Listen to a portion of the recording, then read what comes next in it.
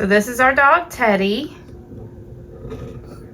You know what we didn't do? We didn't actually like introduce ourselves. Like, I'm Adria, and you're like, I'm Scott. And then at the end, we're like, we're the Hardings. We do things the hard way. Yep. Harding way.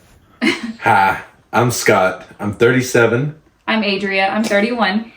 I'm James. I'm 4. Hello, I am Coleman. I am 6. And we're the Hardings. Okay, yeah. So what made us start homesteading? Actually, what made you start wanting to homestead?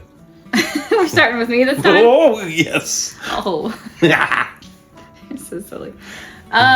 For me, it was probably the food insecurities in 2020 when the grocery stores started becoming empty.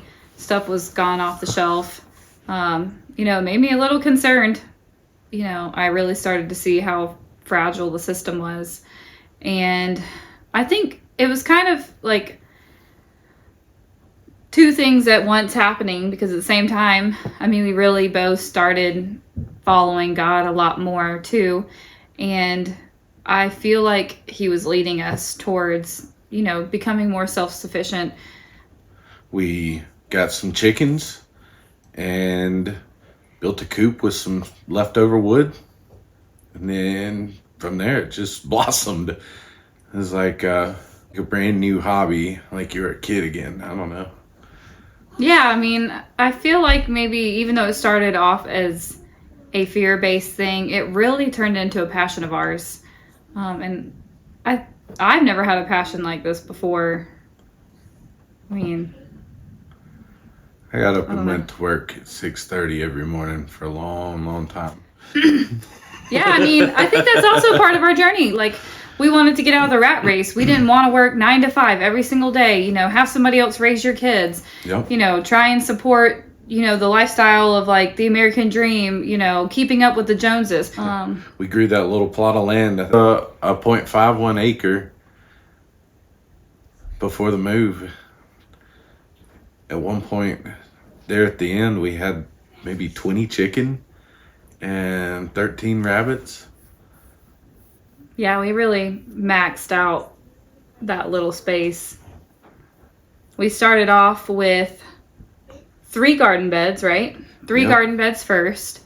And then maybe it was the next year you built me another one. So then I had 4. Yep. And then we started getting fruit trees. And we got berry plants too, right? Some berry plants, and then planted them. And okay. So we looked for a year and a half to 2 years, and houses were flying off the market during that time, right? When we found this place, we really were just coming to look at it, not really expecting much from it.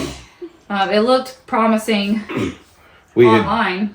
We had both said how far it was from like all our family and friends, and we said, well, we'll look at it and see what it is.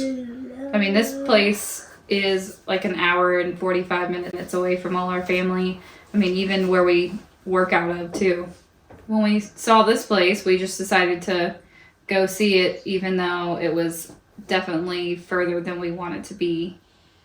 But when we came here and looked at it, we both knew that this was the place. We're happier here than we were there. Much happier. Definitely. Before me and Scott had even talked about it, after we looked at this place, Coleman and James whispered in my ear. Actually, I think it was Coleman. He whispered and he said, "Can we stay here, Mom? Can we live here?" And I said, "Well, I'll talk to Daddy about it." So they knew too already.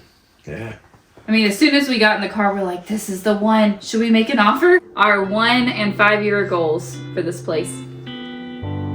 Well, 1 year, chicken tractors. Yes, definitely chicken tractors. A little more self-sufficient with some of our meat, and enough eggs to where we've got some to sell. We want to have 5 complete beehives. Our garden bed set up. Something I want. Yes. The orchard and vineyard, and a good many fruit trees set out. Yeah, we want to have pasture. We want to have a dairy cow. That's like, well, I guess that goes into my 5-year goal. Yeah, dairy cow, meat cow, some goats, ponds throughout the property. At least one with catfish, and then Crawdads. I think another 5-year goal for us is to be done with our outside jobs. Thanks for hanging out with us, guys. If you enjoyed this video, please hit the like button and subscribe for more.